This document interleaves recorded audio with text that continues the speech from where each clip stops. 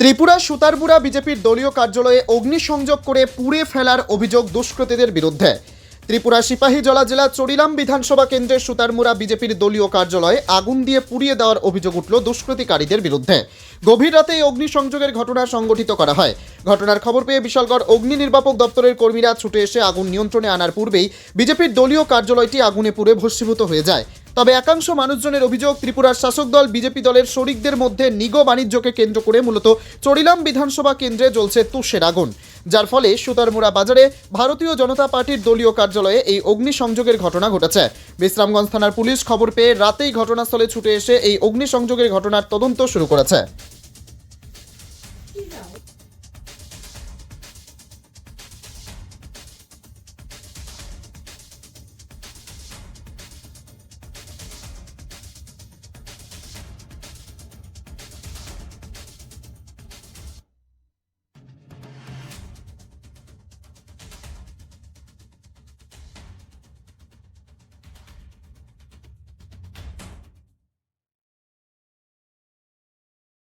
ঘটনা হয়েছে, আমরা বিশালগড় ফায়ার সার্ভিসে কল গেছে যে সুতারমুড়া বাজারের মধ্যে বিজিবি অফিসে আগুন লাগছে।